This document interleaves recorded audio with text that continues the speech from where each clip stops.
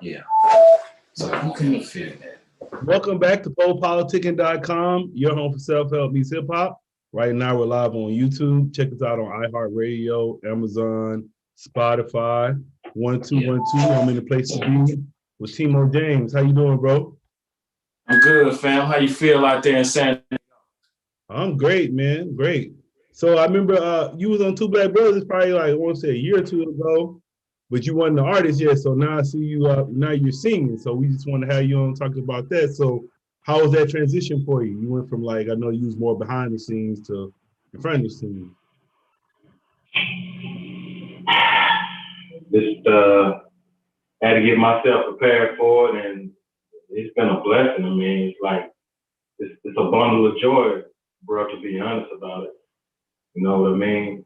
Putting the work in, helping others, and didn't even have to ask for a special moment. It came due to the pandemic, and I'm just embracing it and rolling with it, baby. Mm-hmm. So who were some of your favorite musicians growing up? Stevie Wonder, Ray Charles, you know, Curtis Mayfield, Bob Marley, Sam Cooke, Marvin Gaye, the Commodores, the Barcade, the Gal Band, I mean, shit, Alexander O'Neal, Luther Vandross. I mean, the list goes on and on. To be honest with me, I could continue to go on. So High Five, Ready for the World. I mean, shit, man. Al B. Shore, you feel me? Mary J. Blige, man. Donny Hathaway.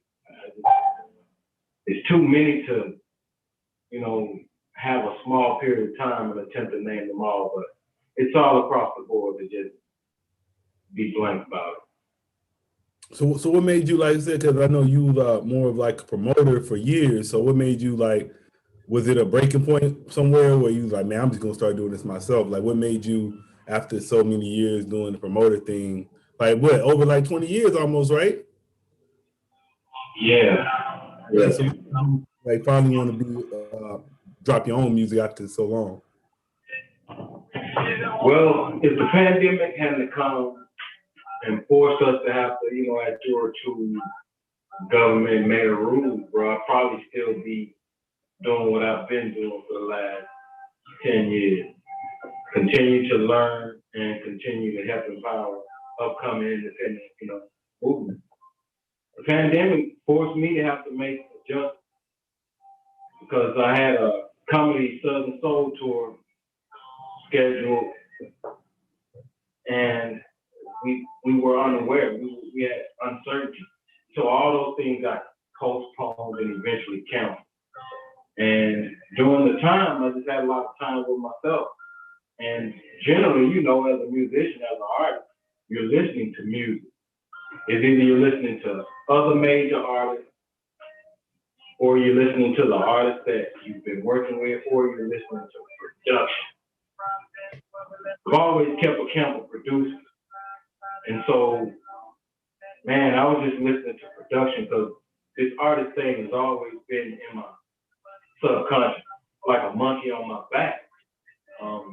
But I couldn't pick a particular time when I was gonna say, nah, it's time to do me. I probably wouldn't have done that no time soon. I had an emotional breakdown. I was working with Brittany, to be honest, B. Paris, you know what I mean? And I was thinking about incorporating her in on the track. And man, I wrote something. And I went on Voicey app and I recorded it. And it did something to me spiritually. And what it ended up saying to me, it was an awakening, man. My mom been telling me, I'm resting in paradise now, baby boy. Go ahead and do your music. Get back to it. You put it on hold. Now you don't have to worry. You don't have to stress. You can be happy. That's basically what it was. That was a rude awakening. It's like, dude, what you been doing? You got all the blueprint. You have all the necessary relationships, connections, contacts, whatever it is. All you really need is you to just start the movement and get it going. And then everybody will be able to play a particular role. People love you, people respect you, and people want to work with you. But you got to give them something to work with. you've been given a piece of everything from everybody else except yourself. And man, the day is just full circle. Mm-hmm. Then, so how would you describe Timo Dick James? He's a character, or one being with a host of characters, personalities, man. And according to the environment, the situation, those characters will have the opportunity to introduce themselves. Laughter, consideration, you know, willing to help others, the type of individual that took the page out of my parents, you know, my mother, you know, my grandmother, and, you know, family's book, man. Would take the shirt off her back. She didn't have another one. If it would help someone else, you know what I'm saying? That's who Timo Dick James is. Mm. Not Mr. Guy, not a Mr. Nice Guy. Just got a lot of genuine love that was, you know, planted within me, man. That's how I carry myself around the world. Now, how would you describe your sound to people? It's infused with elements of my early influence from the 80s to the 90s to the early 2000s, even to where we're at today. I'm still influenced by new, you know, sounds, new artists, new movements, new eras. There's no particular category or genre or time. I'm inspired and motivated by things that, you know, feel good, positive messages, you know, things like that. What's your current project you're working on? I'm working on an untitled EP. Perhaps I'll be able to drop that late summer, early fall. I have the It's a Vibe mixtape, mix podcast that's currently available on my mixtape, Spinrilla, iHeartRadio, live mixtapes. It's a Vibe 2 will be out early March, early spring. And of course, it's a series. It's a Vibe 3 will come out early summer, mid-June. And they're hosted by United Kingdom's #1 DJ by way of New York, you know, DJ Foolhand, man, the Fleet All-Stars, hardest working DJ. So what's your plans for the rest of the year? Pretty much. Yeah. Pretty much. And I'll be dropping 4 new singles. 2 of them are actually new, and 2 of them are actually prior recordings from like 2007. Never released.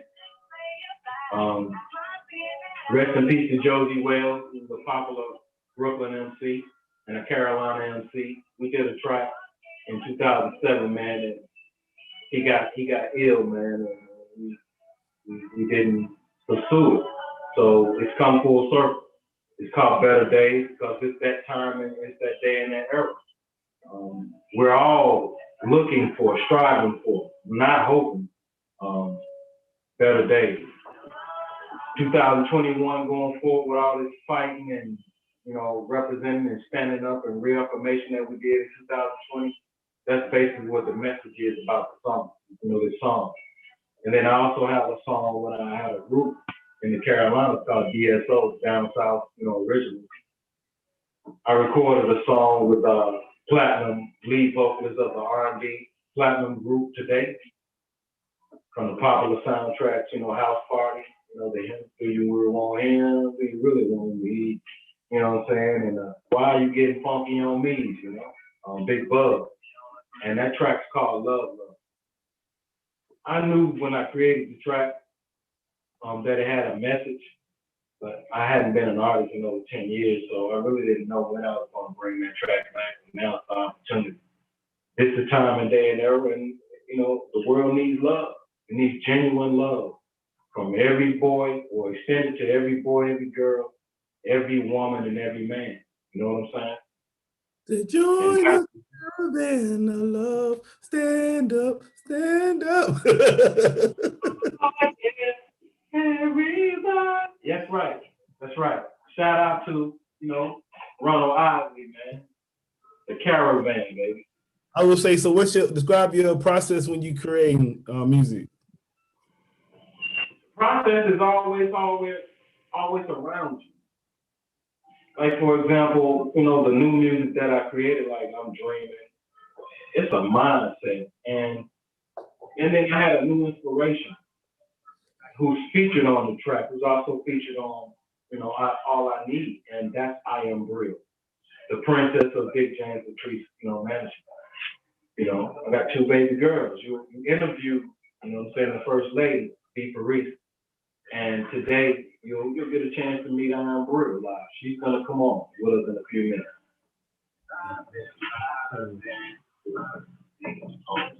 See, that's playing right now. Where's playing? I heard it. Yeah. So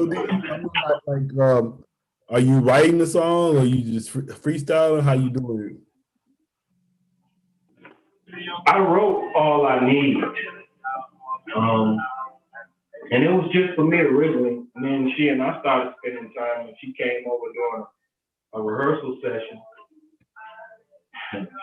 She heard I went back to what I was doing, candidly, and she was moved by it. And so she started opening up, and I started hearing her melodies, and I was like, what? No, you did that like that, like that? She started laughing. I was like, yeah. She's like, let me see the lyrics. I gave her the lyrics. And she started, like, rapping them. But I heard that harmony, and I'm going to switch a few words around. What I need you to do is just make those lyrics become you. And I'll incorporate you in the song. And that's what we did, pretty much. Other than that, it's like the environment, things that's constantly going on. And I choose to be motivated by the positive things versus the negative. And if I am motivated by the negative, I use the negative view to channel some positive. That's how we came up with I'm Dreaming. Because my nephew came from New Orleans during the pandemic because he lost his job. And he needed somewhere to stay for 90 days. And he stayed with me and he recorded it.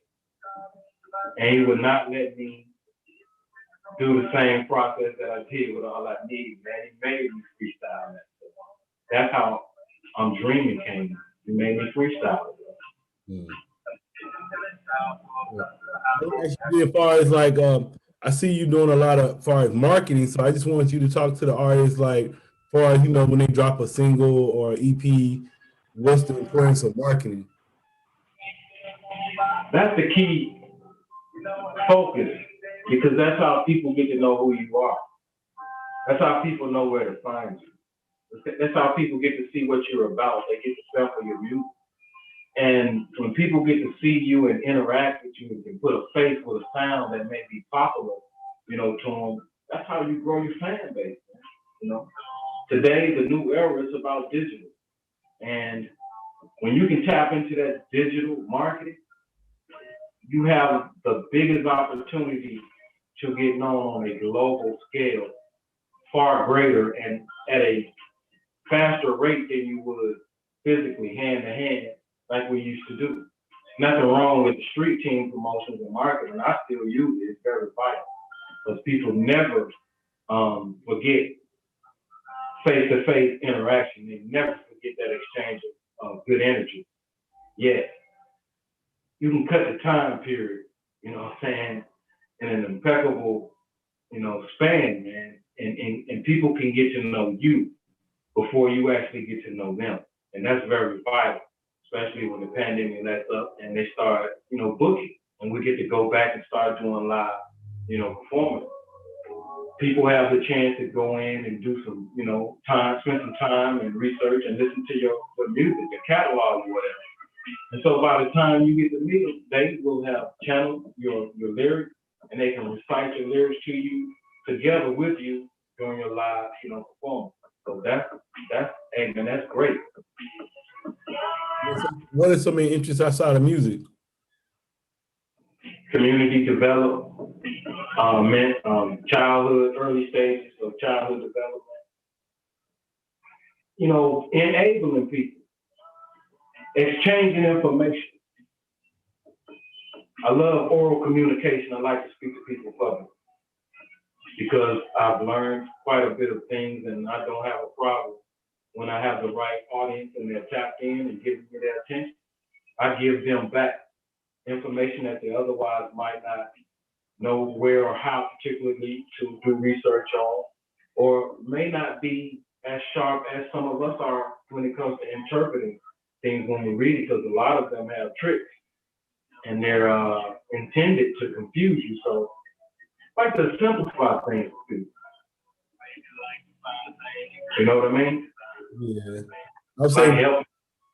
Huh? I like helping people. I would say, what you was talking about early child development. So what do you mean by that?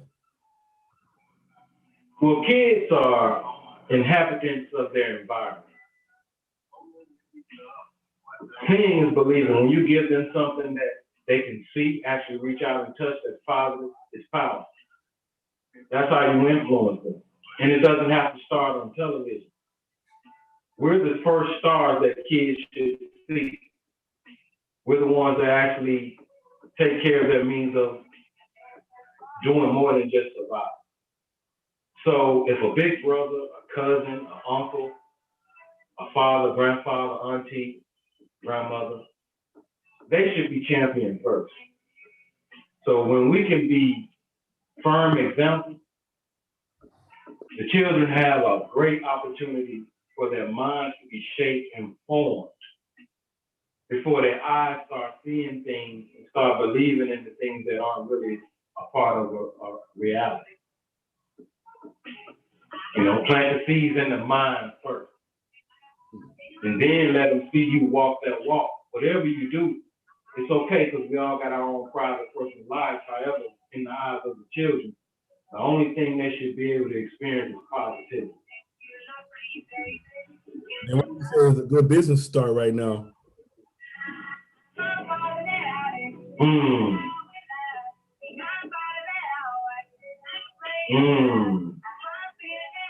It's according to the individual. If you're a people's person and you like interacting with people, and that's the type of business you should consider. I don't know if it should be like sales, like retail or anything like that. We've got enough retailers.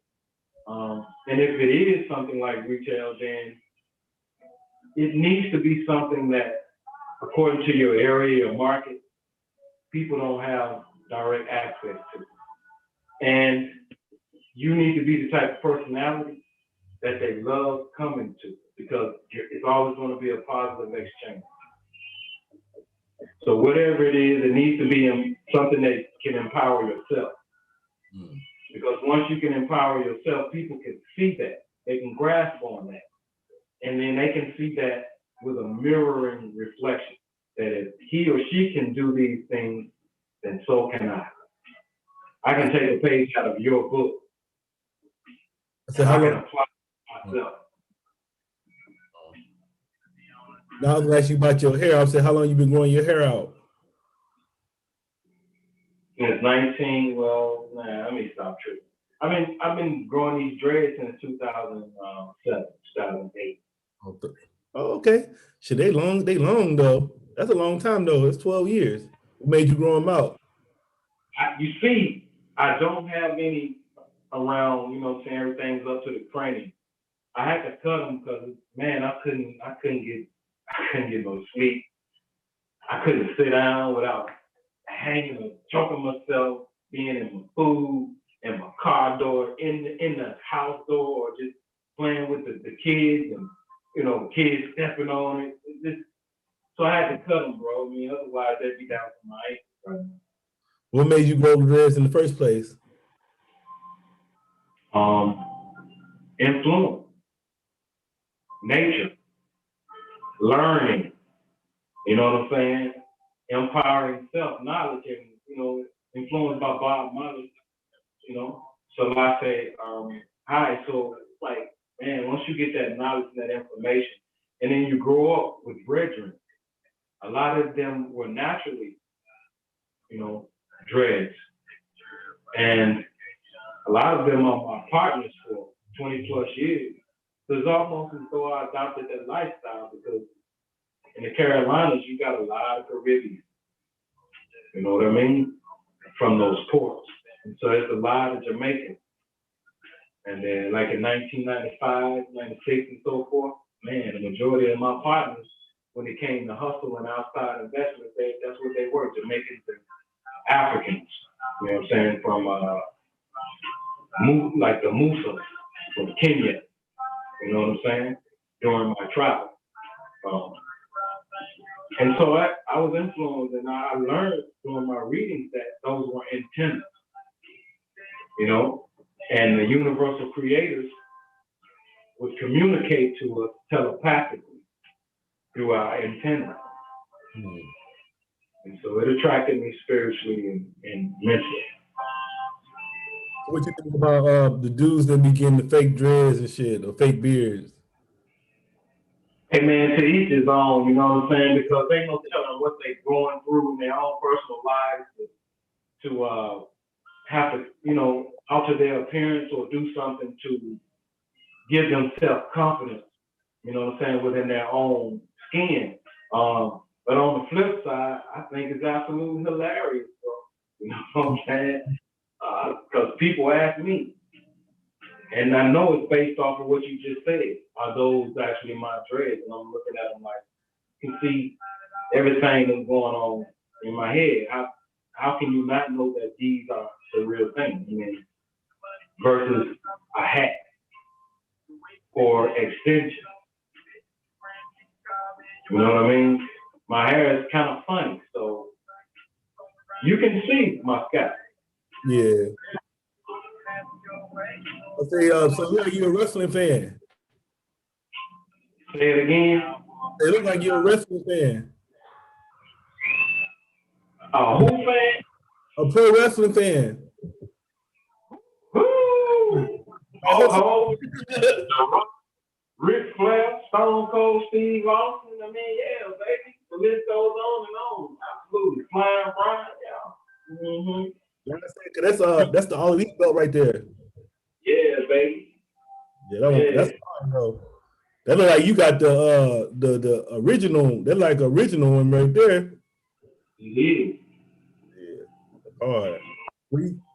Yeah. So what else going on? Anything else going on you want to talk about? I want to talk about IamBril, or at least I want to bring her in and let her talk about herself, introduce herself to you for a brief moment, because that's a hot topic. I'm getting a whole lot of demand for, in addition to myself. That was the goal. Be the sacrifice for Dick James Retreat Manager. Create the path, open it up, and let be Paris and IamBril, you know, get a full digest. So with that being said, hello. What up? How you doing? Good, how are you? I'm great. Let me light up. All right, so IamBril, right? Yes, IamBril. All right, so just where you from? I'm from the little small town of Columbus, Mississippi. Oh, you from Columbus too? I'm from Columbus. Okay, yeah. Mississippi over here, Columbus, Mississippi. You know how it is over All right, so how did you get involved with music? Well, you graduated from Columbus High? No, I graduated from West Lounge. Oh, okay. West Lounge, Panthers, right? Yeah, the Panthers, yeah. All right. So how did you get involved with music? Give me your earliest memories of music. I could say like in church, like I sung on the choir. It was like really my start. We also had like the little kid choir, and then we also had like the youth program, and then we went on up and up. It was probably like my first time actually like getting into music. And like whenever we had something like in school, choir and things, I participated in something like that. So who did you grow up listening to? I'm sorry, what was it? Who did you grow up listening to? Like your favorite artist? I like Sierra, I like Rihanna, like Erica, Badu, it can go on and on. Mary J. Like it's a lot of ladies and men that inspired me since I was younger. Growing up, singing their music, getting in tune with it, feeling it, living it. So, it just grabbed on to me as I got older. And I actually had opportunity and a chance to actually do something, with someone and actually get a song. So now it's really, really in there. So how would you describe yourself? I'm fun, I'm energetic, I'm helpful,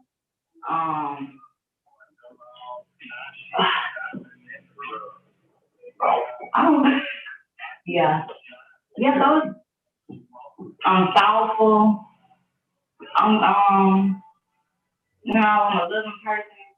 I'm here, like I said, I'm really here to help. Like I love helping people, making people feel good.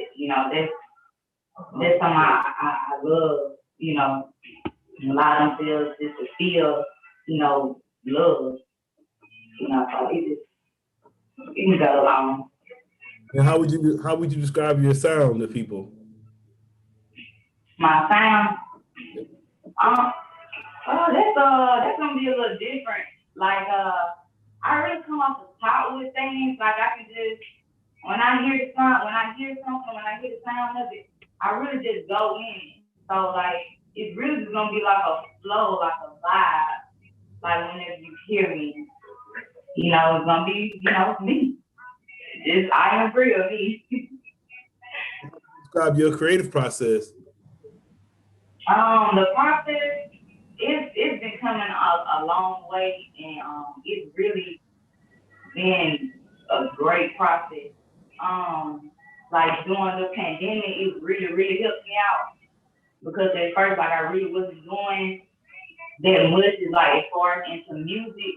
I'm at home and I'm just probably like writing some stuff down and just singing some music or whatever. But like during the pandemic and like having access, knowing some of like that's been a great like experience, and it allowed me to learn more about music, and I can be able to start my journey. And then what do you say makes you unique as an artist? Cause like I'm gonna be me. Like I want like people just to know that I'm me. Like however it comes, like this is how it's gonna be. So just accept it, and I'm gonna continue to do better, work hard, to push to make a better person out of myself than when I first started to who I'm gonna be. Then what's your current projects right now? I'm working on a song now. It's called I Can Make You Want. So that should be dropping whenever I go back to it and I get done recording that song. It should be out probably no later than March, before March. We'll probably go ahead and get that out. So it's gonna keep going from there. So what's next for you? Like the rest of the year, what's some of your goals? Just to keep promoting myself, keep pushing myself, keep figuring out who I am, what I want to be, being an inspiration, being motivation to people. So like, just to keep going. What would you say, what are your interests outside of music? I enjoy, I do model actually whenever we have something going on around here in Columbus or outside of Columbus. I actually try to participate if there's something good going on. So modeling is something that I actually enjoy doing. I actually was in nursing. I had got my nursing license. So there was like when I was in high school, when I got out of school, I went to college, I ended up getting all that good stuff. That was pretty cool because I was able to help somebody, like other than somebody that I know. So that was really helpful and thoughtful, just to make somebody else feel good a little bit too. You don't be doing no like you don't be fishing or nothing. You don't be doing no country stuff. You said you what? Do you fish or anything? Like you don't do no country stuff? And that's, oh my God, this can go on and on with that. Sometimes I jump in haystacks, in the cornfield, building, just making wood, building trees. I mean, just anything. Like bike riding, like it's just four-wheeler riding, like it's everything. I used to love it, and I loved it. Yeah, I used to like going to Dwayne Hayes. Dwayne Hayes. Yeah, you remember that? I do. I think I do. It sounds real. You remember Locking Down? You remember Locking Down, right? Right. That was a little river walk after. So what advice would you give to new artists that want to be a singer or an artist? Keep working on yourself. Like, make sure that whatever you're doing, you are building yourself so you can be a better person. So people can see that you have been trying to push yourself, and you know this is what you want. So just don't stop and keep going. You know, and make sure you're around the right people. Make sure that the people that you're around are helping you, they're pushing you to do better, to be better. So like, don't just be around just anybody. Make sure these people by your side and they want to see you doing better. Like, that's the inspiration I'll tell young kids and young people. And what would you like to say to your fans and supporters? What would you like to say to your fans and supporters? I got the last part. I said, what would you like to say to your fans and supporters?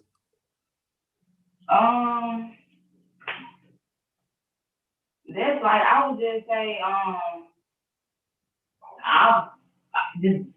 I'm going to make sure that I do what I have to do to support and push myself. And when I see someone else doing the same thing that I'm doing, I'm going to just do the same thing. Like, I think it's going to be a connection. So it's going to connect. So it's going to come back, and we're going to be able to connect with one another and make things work. And like this right here is something that we're doing right now to start a 101 magazine, and that and this is the start. This is set it off issue, and it's their 10-year anniversary that they just had. And so this is some of the things that I'm in. So like, yeah, I should be in there somewhere. Shit. I think I'm in there too. Shit. It's really cool, you know what I'm saying? So people that's coming up, like, these are opportunities that you can have, you know, being in the magazine. I started 101 magazine. No, I said I think I'm in that magazine too. Huh? Yeah, that's the one I'm in, right? Timo. Okay, so you know about that magazine, you know, by over 500 plus K subscribers and viewers. Yeah, see? Yeah, that's me right there. I look a little better. Got you in here, so you already know about it. Yeah. Right. So yeah. But yeah, sure. I mean, I appreciate having y'all on. We had to catch up with y'all later. Maybe have y'all on the Two Black Brothers too. Again. Okay. Yeah, that'd be great, man. You know what I'm saying? To be able to see it. Timo James, IamBril. You know what I'm saying? That's it. Why you should have told me she was from Columbus too. Well, I mean, I wanted her to have to be able to tell you that, you know what I'm saying? So, you know what I'm saying? It's just one of those things. I want her to be able to use herself this time and get her own interaction, you know what I'm saying? Yeah, you had anything for the fans? It's our home, girl. Yeah, I would say you had anything you want to leave with the fans and supporters too, Timo? Hey, thank y'all, you know what I'm saying, for any love and support in advance, because I know I'm brand new to some of you guys. You're new listeners and viewers. You can go and find me on Instagram, DAREALBICKJAMES, The Real Big James. That's the same thing on Twitter. Follow me, find me, interact with me, inbox me, DM me. You can find me on Facebook, DICK-JAMES, Dick James. That's my artist page. If you just want to browse my regular public page, it'll be TIMO-JAMES, Timo James. Do the same thing. Chop it up. Never know what type of business adventures we can get into in the future going forward. And that's IamBril on Instagram. That's IamBril, and that's the number 4, real, REAL. And on Facebook is IamBril, and on Twitter it's IamBril for real, the number 4. Y'all had any shout outs? Shout out to you, Yeah. San Diego, California. You know what I'm saying? Paving the way.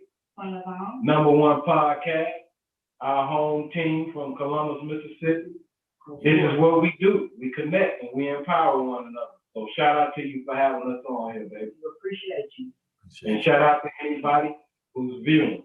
Appreciate you spending your time with us today. Shout out to Timo. Shout out to myself. Shout out to IamBril. And shout out to our parents and our loved ones for bringing us into